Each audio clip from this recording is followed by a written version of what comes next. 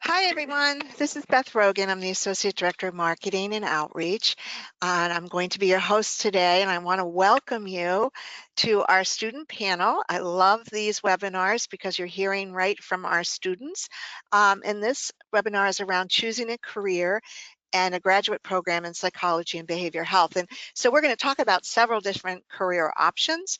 And so there's 4 different students that are representing different programs here at William James College. And as I mentioned, I'll be your host. And what that really means is I'm going to provide a little bit of an overview for you about William James College. I'm going to be also kind of checking the questions and managing a little bit, and I'm really excited that we already have a question in the question box. We'll move forward now to the next slide. And as I mentioned, we have 4 different students on today. So we have Jacob Berry in school psychology, who will be representing that program and talking a bit about that. And Jacqueline Cerdan will be talking about clinical mental health counseling, master's program. And Bridget Gersell will be talking about clinical psychology, a doctoral program, and the PsyD program. And I love all those pictures. And the next slide will be Kristen O'Brien, who is going to be talking about leadership psychology. And then last but not least, Joe Lush is our Associate Director of Admissions, and he's going to be talking a little bit later in the program about things to think about when you're applying to graduate school, and then a little more in specifics around William James College. And as I mentioned, I'm the Associate Director of Marketing and Outreach. Okay, so our next slide, this is a facade of William James College. And I love this slide because it really does really make me feel really great about the college. Actually, I'm in my office today, so just kind of that window up to the top of the 5th floor.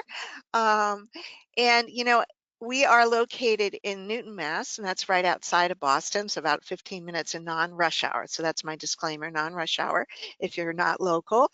We're really in a great space in terms of being located right off of major highways and byways. We have free parking. It's easy for students and staff and everyone to come to a campus and to park and to be in this lovely building where what really want to highlight is the community within the building. There's just amazing things happening within our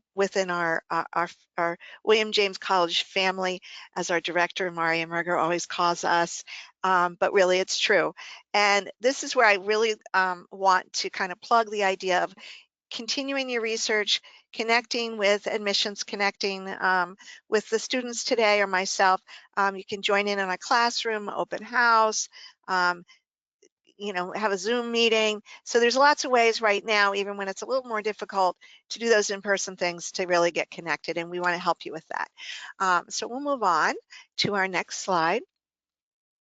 And this is the overview slide that I wanted to just present with you all today, because I'm suspecting that we have folks attending that are interested in a variety of these different programs. So you'll hear from Bridget about our clinical PsyD program. So I'm not going to go into details about these right now. And then in counseling, you'll also hear about that. We have an online and on-campus program, as well as an online master's in psychology program. That is not a licensure program. Organizational leadership psychology, you will also hear from Christine about that. And so I'll hold on that, but we do have doctors and master programs in that department. We also have an undergraduate program, a BS program in psychology and human services, and we call it a completion program because if you know anyone who'd be interested, who has an associate degree, wants to continue on, they're working. So it really is a workforce development program to support individuals who want to kind of move up the ladder in their work, but are going to continue working and going to school. And then school psychology, we do have a Jacob who will be talking about that today, and that we offer an MA CAGS in-school psychology, as well as an ABA program. So if there's questions about that, Joe and I can field any questions related to those. So we are now going to move on to the next slide. And this is our question box slide. And please, please make it a point to ask questions. We want to engage with you. We want to make this your webinar. It's live. They're not always live. So it's a great opportunity. Also, just so that you don't have to take so many notes, or you just will have something to go away with, take away, we do have the PowerPoint, and that's in your handout section, and you can download that, so you'll have that for later. And next slide, please, Joe. So this would be helpful to us, please, if you could just let us know, share with us what you're up to right now. Okay, so are you an undergrad student, a recent college grad, you're a grad student, or you're working full-time?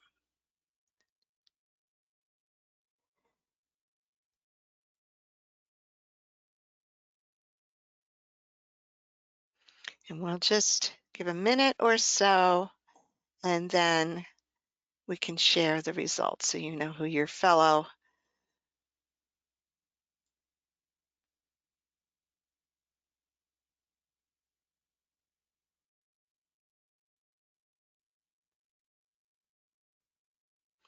Okay, so we see that you're an undergrad student, 57%. That's great. Recent college graduate, 29%. And you're working full-time, 14%. Thank you very much for that information. And if you now can let us know what area of psychology you're interested in. So another poll, a lot of engagement today. So would it be clinical mental health counseling, the ones that you're most interested in, or clinical psychology, school psychology, ABA, organizational or leadership psychology?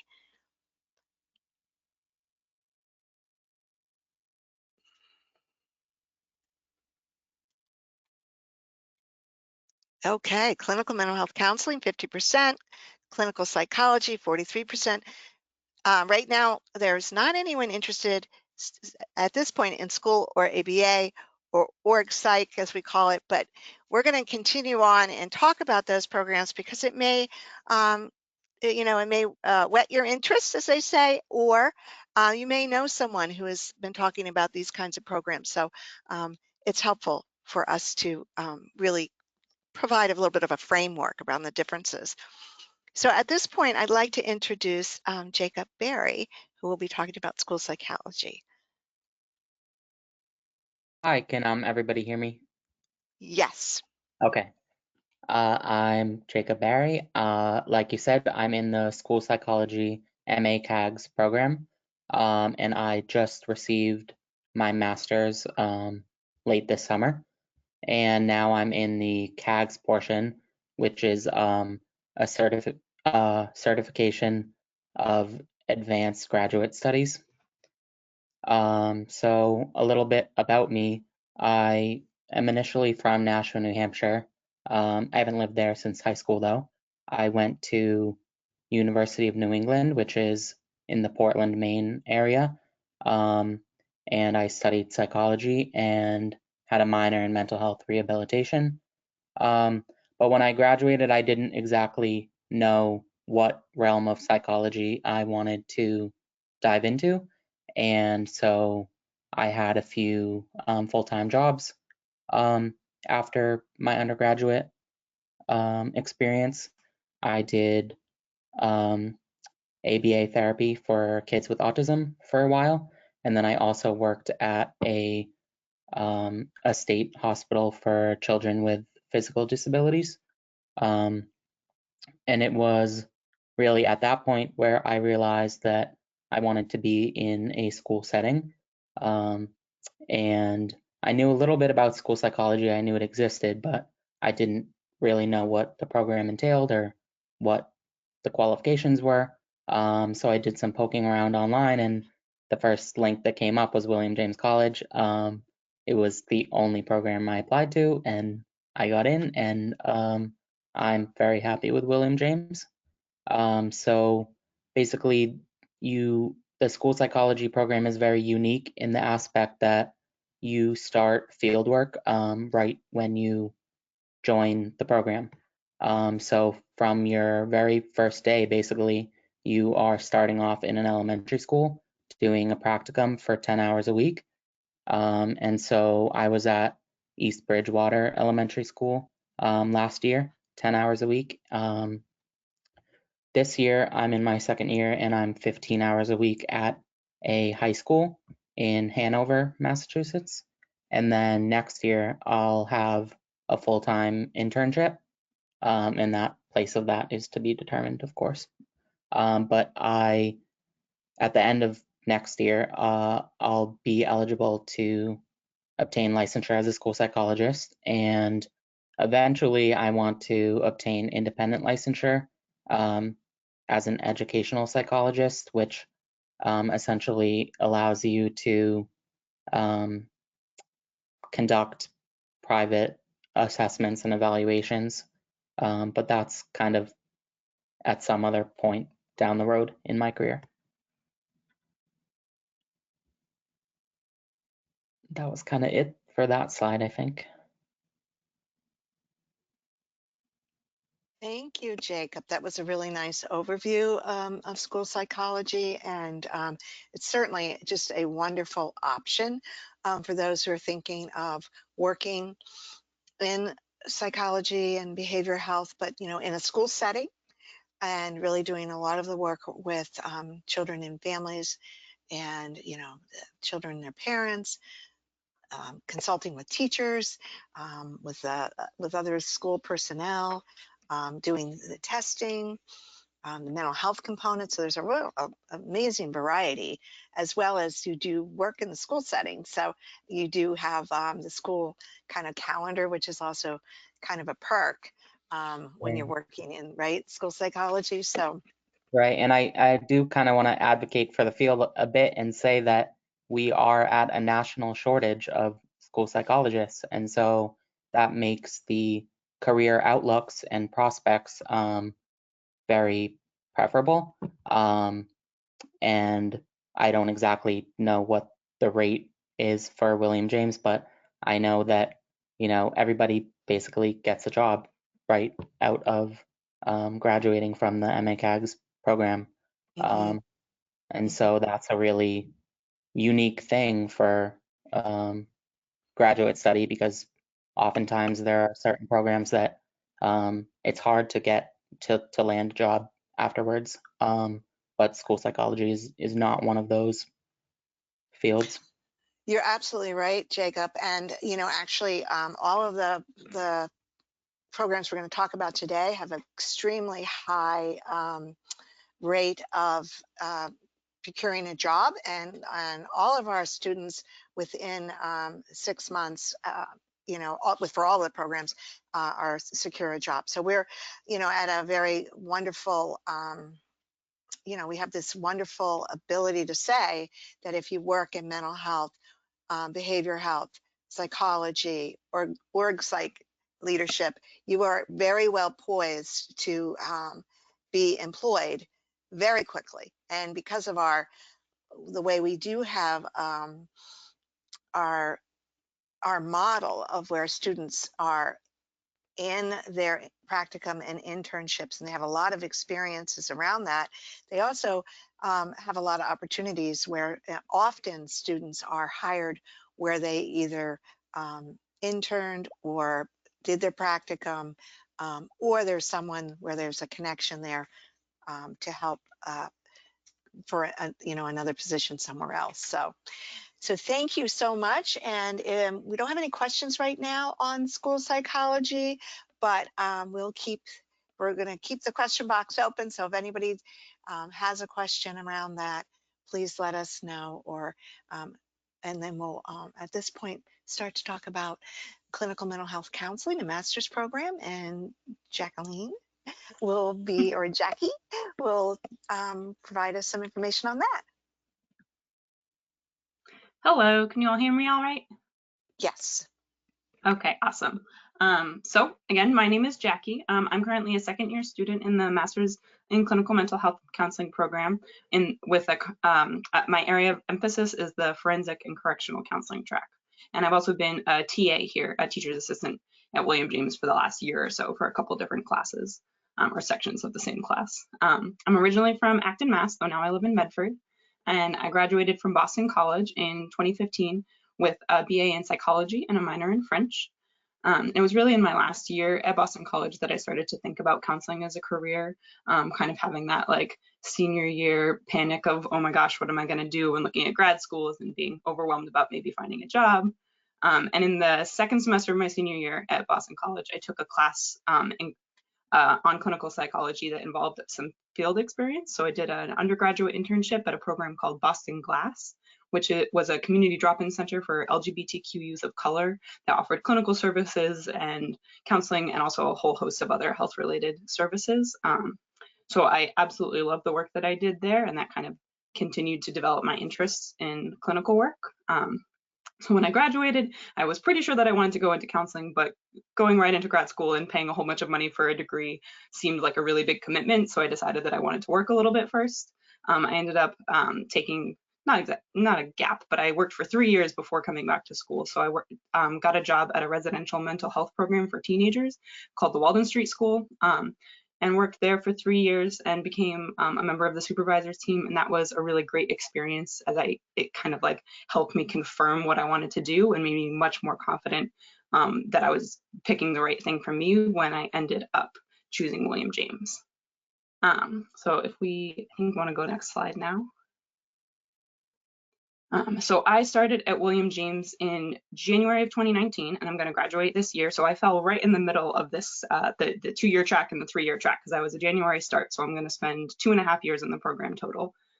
We have 4 different areas of emphasis to choose from that you see here. I'm in the forensic and correctional counseling track, like I mentioned. We also have substance use and addictions, couples and family counseling, health and behavioral medicine, or you can pick the option of the general track, which is that you don't do any of these and you just have a little bit more flexibility in the electives that you pick. So you could take an elective in the couples and family track and then one in correctional and kind of pick and choose like that. Just have a little more flexibility. And so I'll just give you a little more detail about the program and some of the things that I like about it. So in our first year, your fieldwork site is called your practicum, and that involves working at an agency, an external site for 10 to 12 hours a week. And then in your second year, you have your internship, which is what I'm in now. That involves working 20 to 24 hours a week at a site doing clinical work. And the process of finding these placements is a little bit like applying for a job with your resume and letters of recommendation and all of that, but you get a ton of guidance and support from the William James staff to find a place that's a good fit. And they really make sure that you're coming out as a competitive applicant for these internships. And so now that you know a little background, I can share how I chose this program. I said that I got this job at a residential program, and it really helped me figure out that I wanted to get my master's in mental health counseling and that that was the right path for me. And one of the reasons I figured that out is because I was doing this really like challenging, hands-on, invigorating job that was different every day. And I was also working with the clinical team at the program and like working pretty closely with them, so I could kind of see what someone with this master's degree in what I was interested in might do in a setting that I already knew I really enjoyed. And I got to see a side of clinical work that isn't really what you think of as like a traditional therapist. So part of being a clinician and the work that I'm doing is sometimes sitting and talking to people about their feelings for 50 minutes at a time, and then you do the same thing the next week. But that's not the only option with this degree. I saw people doing really hands-on, fast-paced work, building really strong relationships with, which I think is super important, especially with the kids and teenagers that I was working with. And so I saw, wow, this is something that I think I could really, really enjoy, and also would be able to help people, because there are so many kids that I worked with who have been marginalized and experienced hardship and just haven't had the close relationships that they deserve and people looking out for them. So it seemed like a really good combination of something that would like kind of check my boxes in terms of something that I would be excited to do every day, and also to really make a difference and be a way that in my personal life I could advocate for people and fight injustice at this individual level. So I figured out that I wanted to get a master's, and then I had to figure out where. And William James really just stuck out to me for a couple of reasons. The first one is I'm really practical. So me picking a master's program was a lot of just looking at the course list and reading through the course descriptions and saying, do I want to take these classes or not? And there were a whole bunch of them where it's like, oh, okay, 50% of these are okay and 50% of these are not. But at William James, every class that I was reading about was like, oh, wow, I really think I would enjoy this. I would learn a lot about this. This class lines up with my interests and my values. So that was one reason that I chose William James. And then the other is that the focus on experiential learning. I think because I was in such a hands-on job for 3 years, the idea of going, like, skewing that back completely into the classroom for a little while seemed like, why would I do that? Like, this is how I've learned the best. So with William James doing that, the practicum and the internship and having a program that has you get more clinical hours than even licensure requires is a really important way that I've been learning.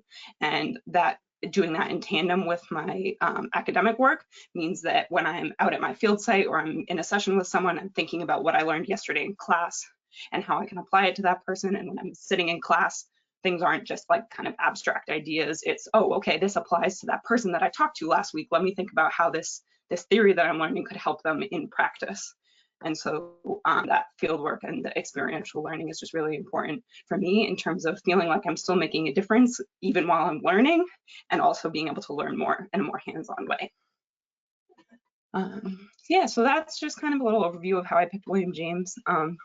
I really enjoyed my time here. I'm almost a little sad that I'm going to be graduating, but I know that I'm going to be a pretty competitive applicant for jobs partially because of that I now have all this good experience to put on my resume for my fieldwork sites. And that I think I'm definitely going to be able to go somewhere where I can take the kind of mission of William James to make a difference and to advocate for people who need more services and serving underserved populations. And that is really important to me. I'll give one last little plug, which is that the professors here are one of the huge reasons that I have really enjoyed this program. Because all the professors that I've had are working in the field in addition to teaching. No one that I've had class with is only teaching.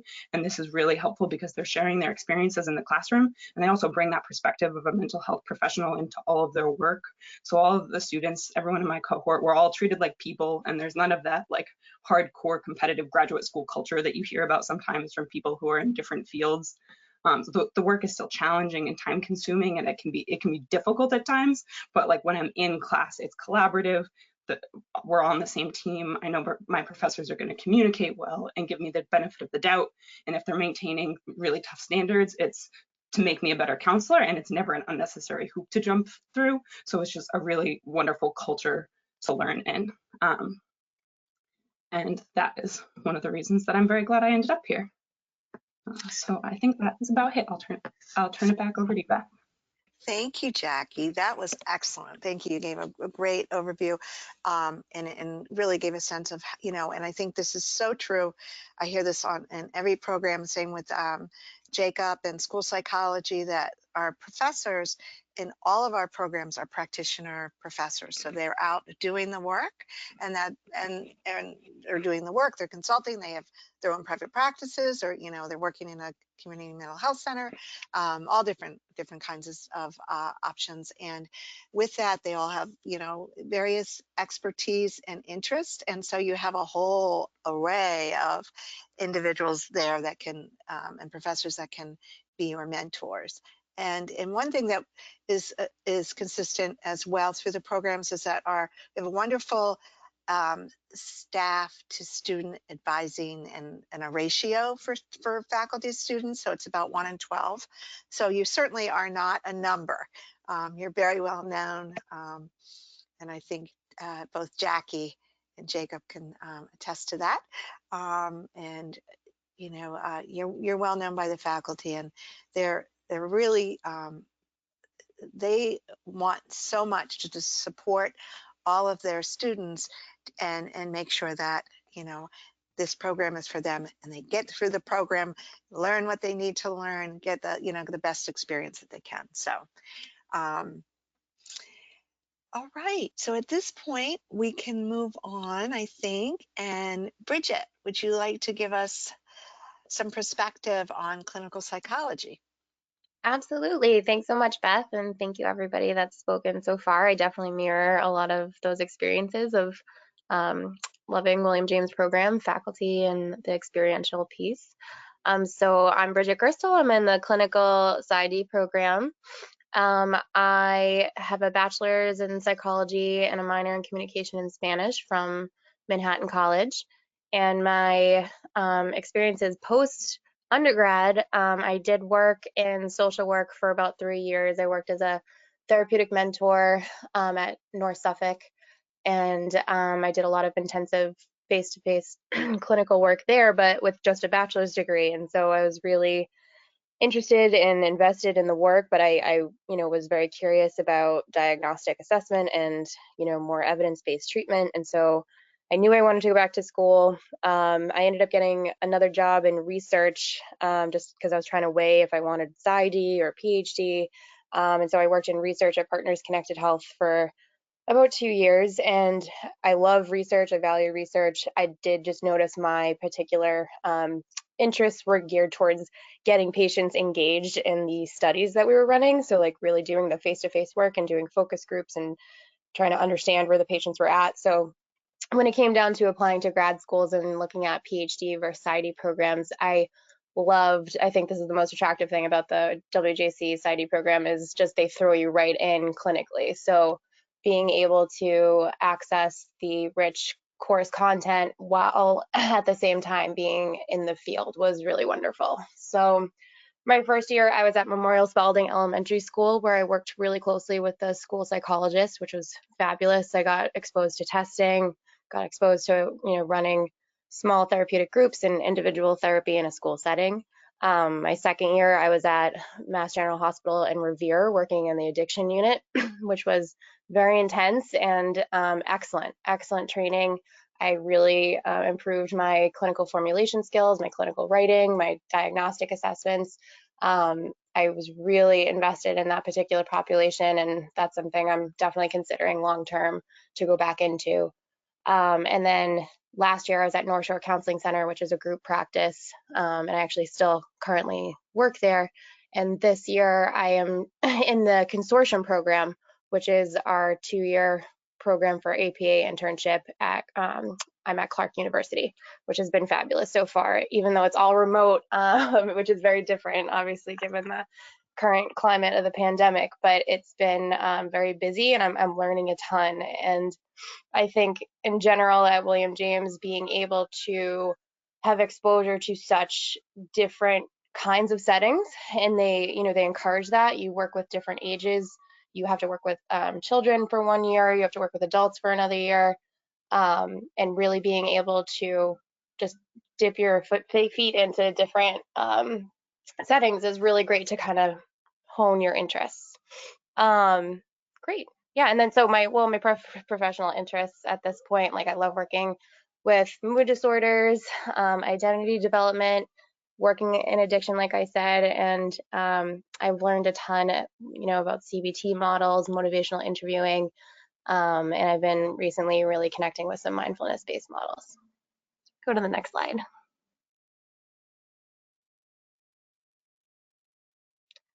So the clinical PsyD program does offer some unique concentrations. Children and families of adversity and resilience, forensic, geropsychology, health psychology, neuropsychology. Each concentration has its own track and coursework that you complete. I personally am a generalist. I did not end up choosing a concentration, but what I liked about that was just the ability to take some of those classes in each of the concentrations, because I kind of came in being interested in everything. And I think having that flexibility has helped me hone my interests a bit more. However, that being said, like, the concentrations are great if you know what you want, and you can also declare, I think it's at the end of your first year or the start of your second year. So you can kind of come in, meet the faculty, explore what those tracks would look like before declaring concentration. In the training sequence, so you complete your coursework, you complete your field placements, you get exposed to research and start developing your doctorate project. You complete your APA internship, postdoctoral training, and licensure. And, like I said, the first two really are side by side. So you're doing your coursework while you're out in the field. And then once you start taking your research class, you start looking for your doctorate chair to head your research interests for your doctorate project that you'll be working on the last 2 to 3 years of your time in the program. And then the APA internship, you can either go the APIC route, applying all over the country, or you can also apply to what I'm in, the consortium program. That's a unique program WJC offers, with a lot of APA internships that are offered fairly locally. And then postdoctoral training options and on to licensure. So yeah, it's exciting. I love it here and I absolutely recommend it. And if anyone has any questions, please feel free to reach out. And yeah, so now to Christine, you can take it away. So Bridget, before we move on to Christine, so Christine, if you can hold on, I know you're very anxious to talk. Just a couple things. I know I wanted to just do another shout out to Jacob because he had typed in the chat box here that another great thing about William James is that most of the faculty, especially in school psychology program, which he obviously is in, are practitioners themselves. So they bring forth their clinical expertise and knowledge directly from the field to inform, guide, and support your professional development. So thanks, Jacob. I want to make sure that I got that out there for everyone to hear from Jacob about that. And then I was just wondering, Bridget, in terms of that kind of influence for you and the professors, and also things like advising, and we talk a lot about coursework and then being in the field, but there is a seminar class, correct, that you have, and I think that's a model throughout with the programs, where you're kind of bridging those two, the coursework and the field work, and kind of debriefing about what's happening in the field. Can you talk a tiny bit about that? Yes, Beth, I'm so sorry. My internet kind of kicked out a little bit, but Oh, okay. there, Yeah, did you get what I said? I can also repeat it quickly. yeah, so the clinical seminar group kind of brings together the experience And in the the field. practitioner, faculty, and that kind of thing. Yeah. Yes, And yes. advising, so that piece of it.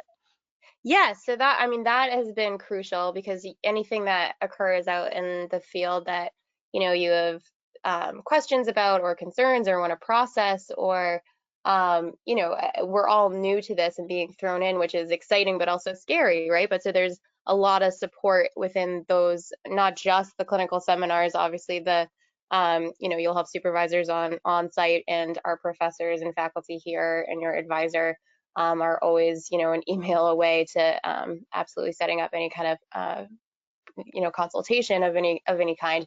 But the classes themselves are wonderful because you also can hear what's going on at other sites from your peers and other students, and the faculty who again has experience as being a practitioner in addition to being a professor, can give you a lot of guidance on how to navigate your particular whatever you're experiencing in the field. So it's very open, it's very transparent. I've never felt isolated. I felt very supported since the get-go, and I'm always nervous going into new things and learning a new setting and a new population, but I've never it's been a exciting nervous because I've never felt like I didn't have the support from either my advisor, my doc project chair, mentors that I have at school, or my clinical sem classes. So it's a very warm environment, which was another reason that I chose WJC. Just even on my interview day, it felt very supportive, and you feel really connected, which is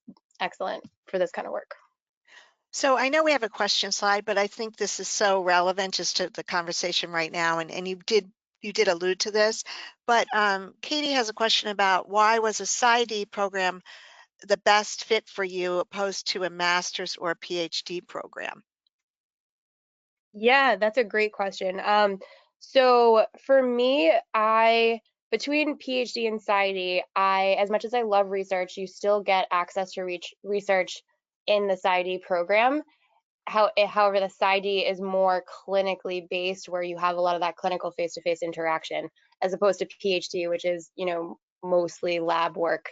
And so for me, that was the seller between those two kinds of programs, because I really wanted to be hit the ground running and be in the field while also still doing research, but being able to work clinically. So that was what helped me make that decision. And then in terms of master's versus PsyD, you know, when I worked at the mental health clinic and social work, I climbed up the ladder as high as I could without getting a higher degree. And I ended up being, you know, on a management team. And, you know, I did work with master's level clinicians who were excellent and brilliant. And I don't know, I wanted to do as much as I possibly could. I think I just wanted to get as much access, because I have that imposter syndrome too. I feel like I'm never going to be ready to be a psychologist and be called doctor. I just feel like I need to be in school forever. So I love school. I love you know, training. I love you know, the idea of having 5 years in different settings.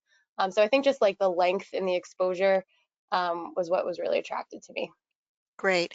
Well, I want to move on. So Christine can speak, and then um, we'll have a question slide, and we can talk a little bit more about some of these other really kind of very, very great questions and things to really think about. You know, oh, we are at a question slide. Okay, great.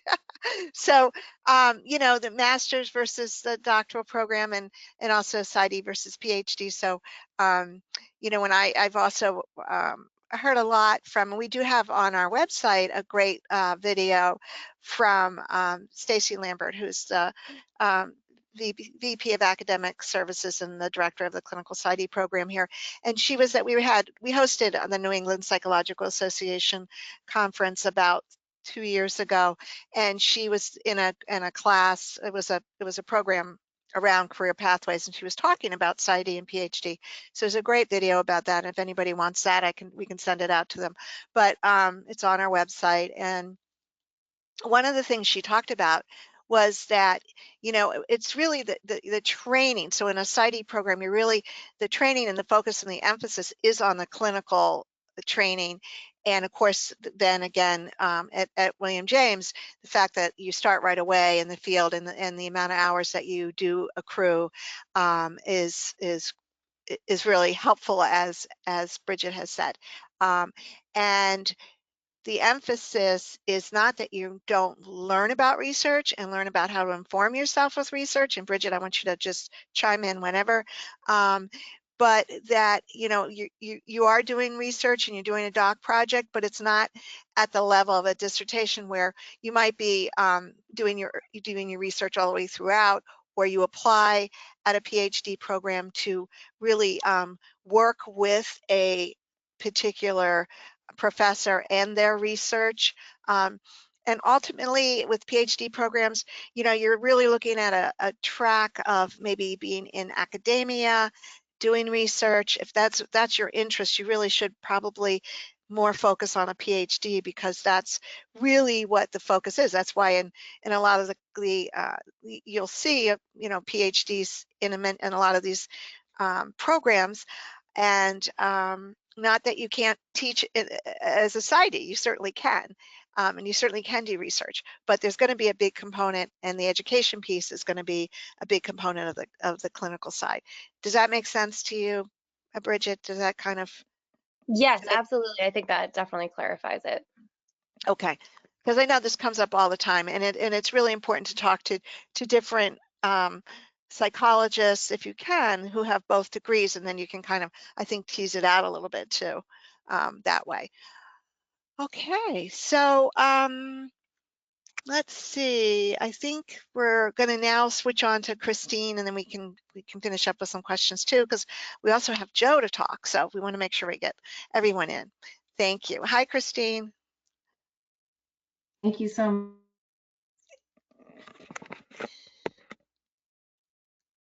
Christine, are you there? Are you there? Okay. We're having a little connection issues, Christine. Can everybody hear her? Can you hear me? It's a little muffled. We try again. I think we lost your connection. You may want to go back on and log in, or use your phone to log in. Joe, do you have any suggestions for Christine at this point? Yeah, if she's lost her connection, she can try dialing in with her telephone. But let's see if we can. Christine, are you there now? No. Okay. Hmm. So Joe, do you want to go to your part, and then if Christine comes back, if not, we can talk a little bit about leadership too. And Yeah, why don't we Christine, do that? I'll cover the admissions section now, and then we'll check back with Christine in just a couple of minutes. okay, okay, Why don't we do the audience poll now? So I'd love to hear from the audience in terms of when you plan, if you're thinking about graduate school, when you might want to join a graduate program. So let me get this poll started for you, and if you could please respond to that and let us know, are you thinking of graduate school this coming spring semester, which begins in January, or maybe the fall semester if you're still in your undergraduate program and you're wrapping up the final year of your undergraduate program, maybe you'll join a graduate program this coming fall.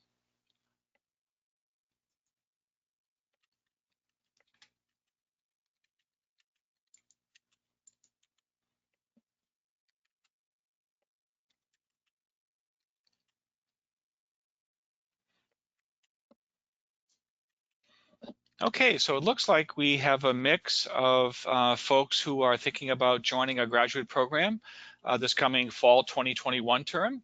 And we have some folks that are ready to make the leap into graduate study beginning in the spring term in January. And a few folks are still undecided about that. So that's totally fine. Okay, so thank you once again, everyone, for joining us today. My name is Joseph Lush. I'm Associate Director of Admissions here at William James College. Happy to be with you today.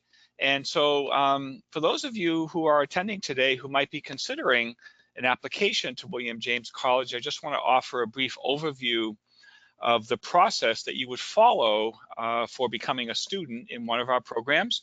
And then I'd also like to outline for you some basic tips on how to navigate the screening process and to prepare your application portfolio.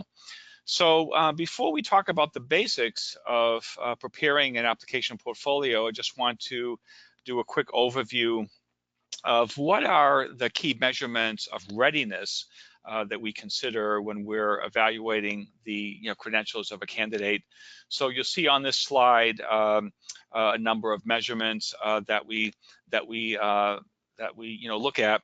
And so regardless of the program that you choose for your study, we're looking for several common characteristics of a successful student. And these, of course, would include a strong sense of personal commitment. And we're looking for students that have a high level of energy and active participation. We're looking for students that certainly have a love for reading and writing, because you'll do quite a bit of that in all of our graduate programs. Students naturally should have good work ethics, and we're also looking obviously for students that have a really professional and respectful demeanor.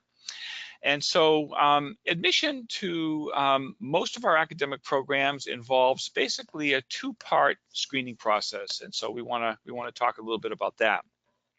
And so the initial phase of the screening process has to do with a review of academic readiness. So this is where your application portfolio comes in. And on the next slide, I'll actually be showing you a list of items that will make up your application portfolio. The second part of the screening process involves an interview.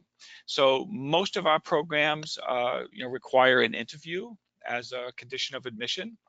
And so this activity plays a major role in determining the outcome of your candidacy. And basically, it's an opportunity for you, the candidate, to have an opportunity to communicate to the interviewer that you possess this high level of commitment to completing the degree program that you're interested in. And you also have the opportunity to demonstrate that you have a basic understanding of the professional role that you aspire to become, and that you also have the appropriate level of emotional maturity and interpersonal skills that are required for success in your field of study. So here's just a basic list of items that you'll need for your application for admission. Joe, just And excuse me for yeah, 1 second. yeah, We are on the poll slide.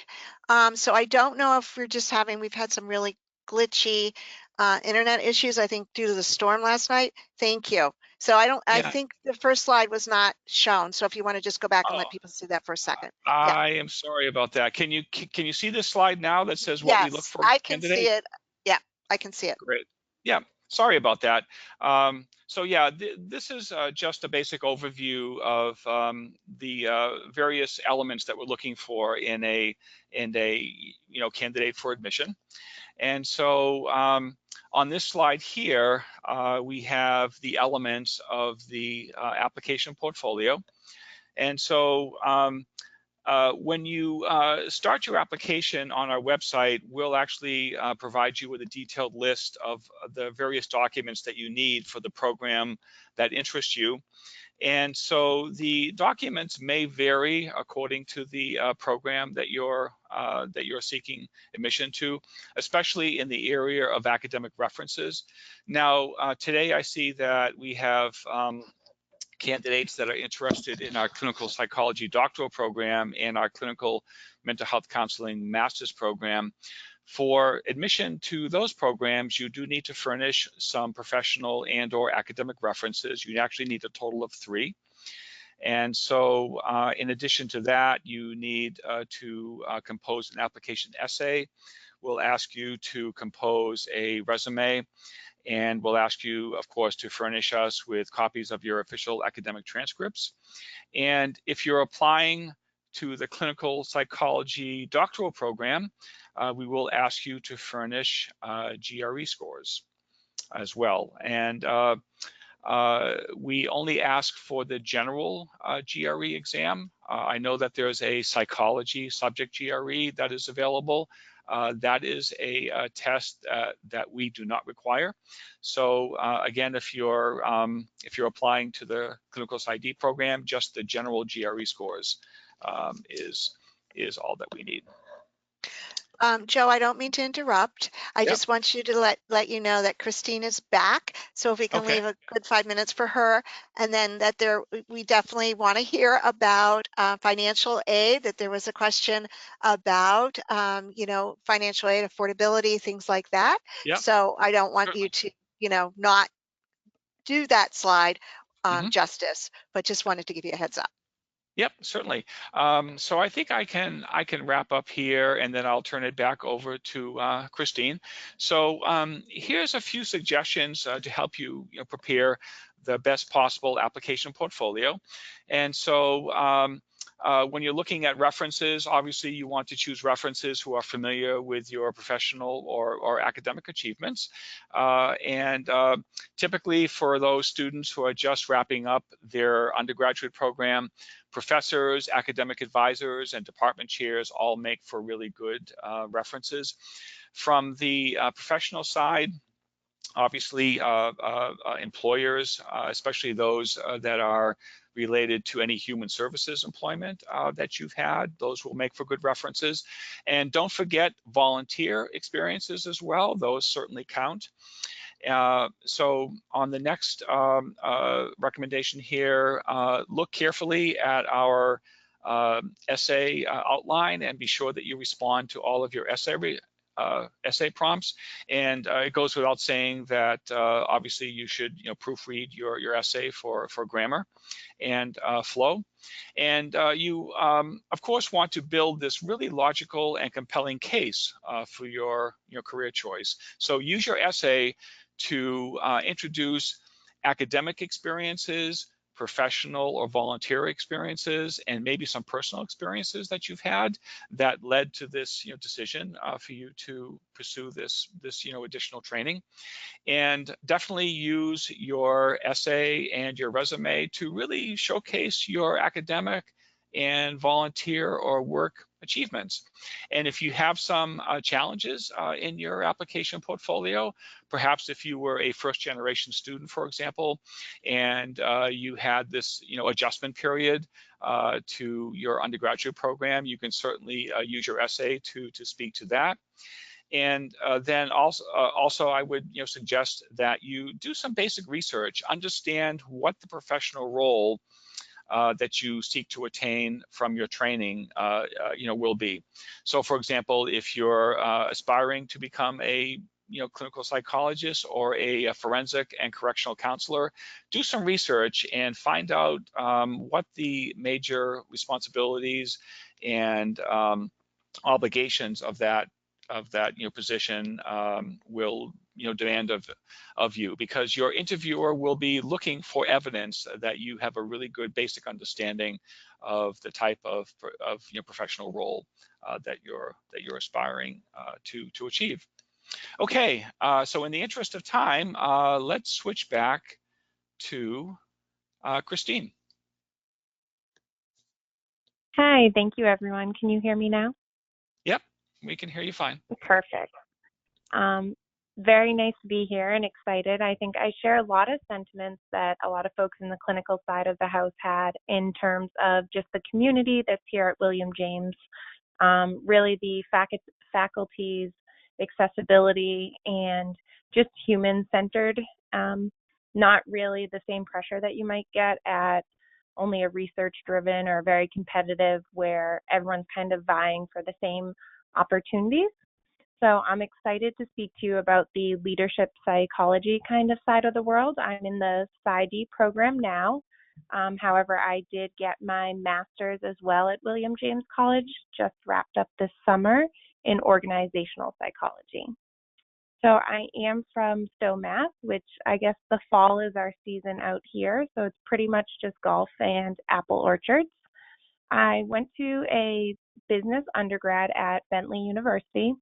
And these are a bunch of words, but essentially my undergrad was in marketing.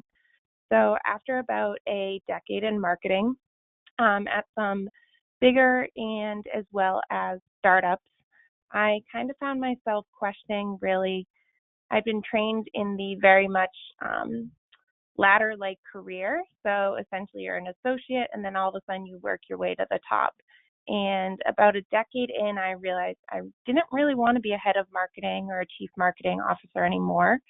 I had actually gone and gotten a coaching certification and was really just starting to explore a little bit more about what career means, what I felt like it meant in terms of purpose and work that I wanted to be doing.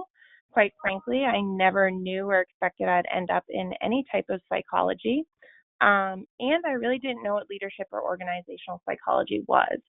So it took me a little bit of time to kind of get up to speed, but at the end of the day, it was really for me about matching all of my passions together. And leadership psychology and organizational psychology really allows you to do a lot of work on systems. So that may be a nonprofit, it could even be at a hospital or a clinical setting, and it may be in the corporate world or business workforce, but still being a helping change agent and really, really passionate about being able to leave a positive change on this world and making that a part of my career.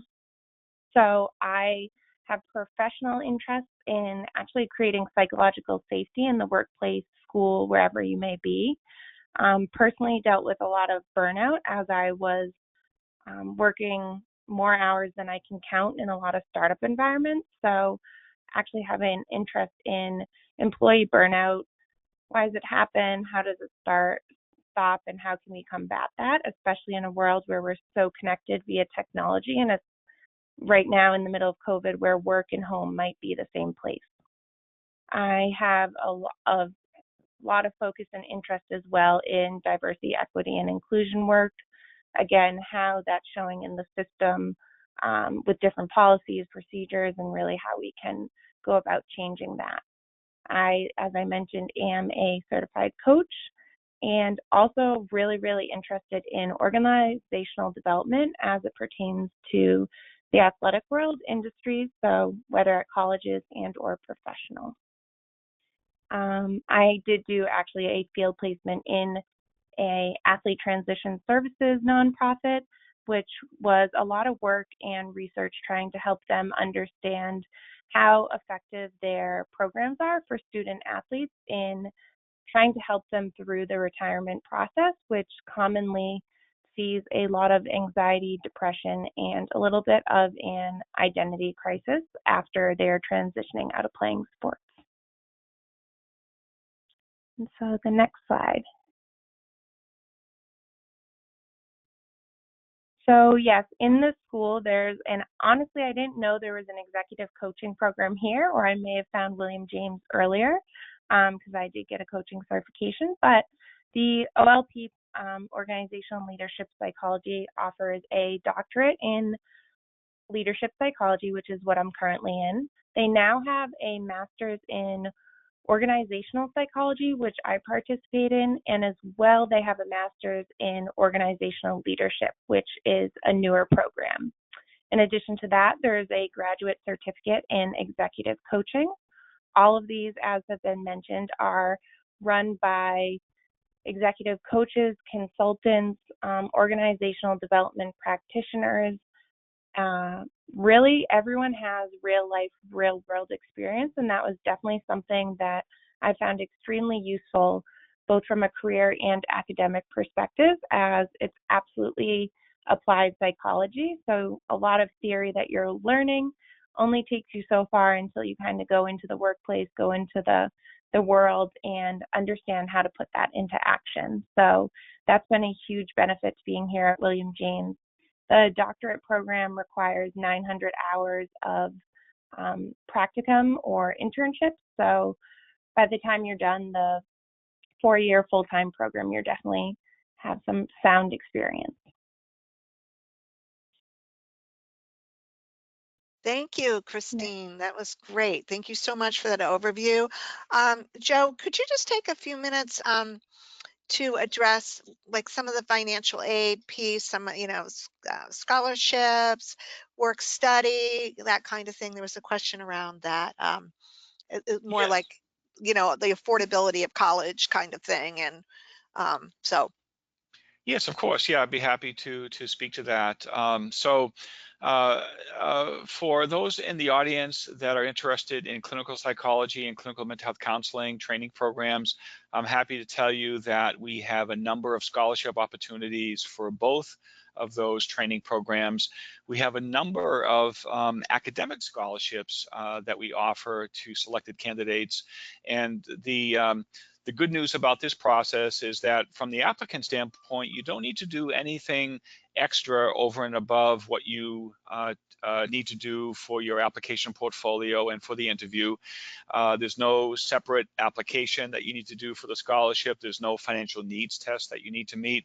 So just by virtue of you being invited to the interview and completing that process, you're automatically considered for one of these academic scholarship opportunities. And so typically these scholarships have a value of roughly 10 to 15% of the total cost of the program.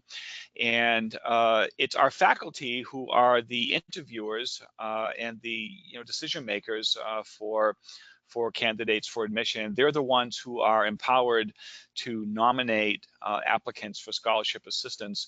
So if you decide to apply for admission and you complete the interview process, if you are the recipient of one of our academic scholarships, you'll know the answer to that when you get your offer to enroll. So it will be right in the body of the letter that you'll receive when you get your offer to enroll.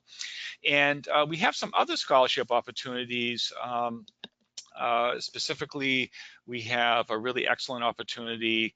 It's called Serving the Mental Health Needs of the Underserved Scholarship.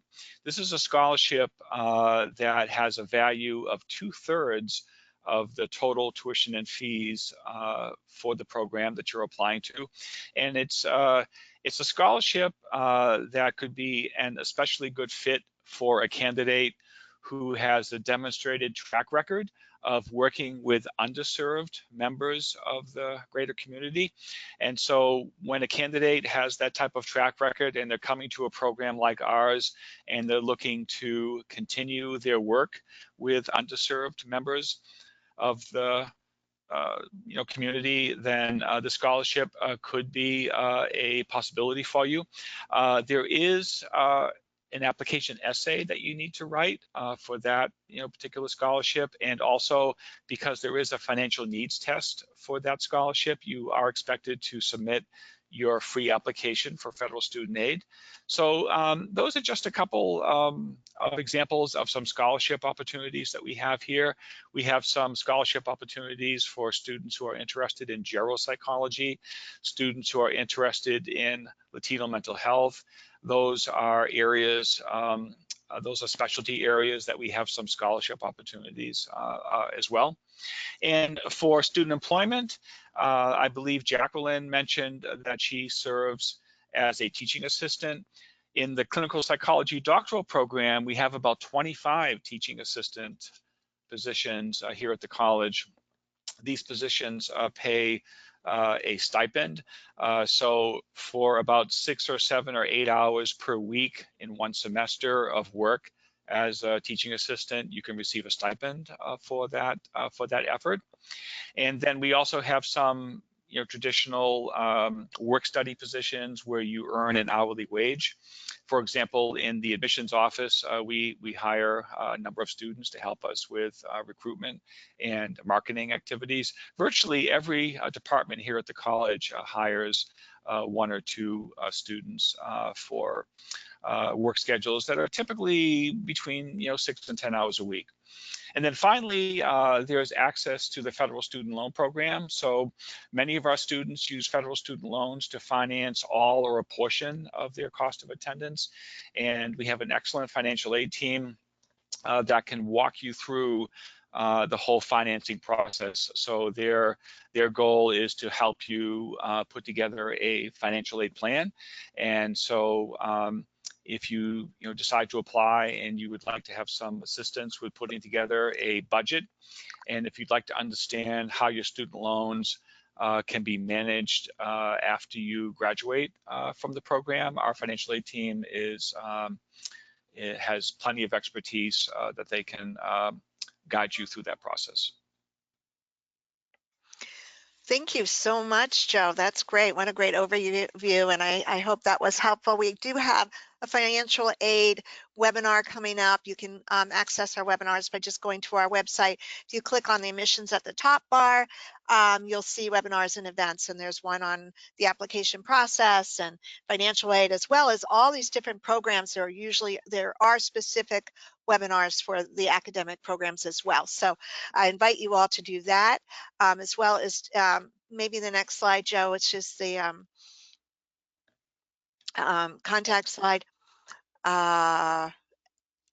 Yes. Oops. Nope. I guess no, we didn't. We didn't have a Okay. contact slide here. So, Yeah. Joe, would you say info@williamjames.edu? That is Yeah. basically the admissions contact slide. So, email. So Joe would get that information and be able to respond back to you, or Elizabeth, our colleague there. Any questions that you have or that we can help to facilitate, you may also email me at Beth, BETH _Rogan, ROGAN, at williamjames.edu. If you want to talk with any of the students, just let us know and we can we can introduce you. They said they'd be happy for you to connect with them. Jackie as well said, please feel free to email her. And is it Jacqueline or Jackie on your email? Jackie, let us know that. But if you're interested in speaking with any of the students, we can definitely forward that to you as well. So we're happy to connect you with the students or anyone else that you might be interested in. And Abby says, thank you so much for all the information. You're welcome, Abby. Thanks, everyone.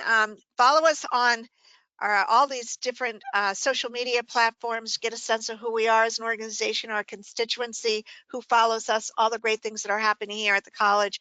And, you know, thanks so much, everyone, for joining us. And you can tell it was live because we had some hiccups, but, you know, hopefully you got all the information you were looking for. And there's more to be had if you'd like more. So good luck on your research and your search for a graduate program, and most importantly, a career pathway for you. And thank you again for joining us. Joe, if you'd like to end with anything, please do. Yeah, certainly. Thank you once again, folks, for tuning in with us today. And yes, if you'd like to reach any of us, if you can begin by reaching out to us at info@williamjames.edu. Happy to refer any questions that you have specific to the students that presented with us today. And for those of you who are thinking about applying to a program, we have our application, of course, is open for spring 2021 and fall 2021 enrollment. So any questions related to the application process, always happy to have a conversation with you. Great. Thank you so much, everyone. Thanks a lot, and have a great rest of the day. Thank you, folks. Bye-bye now.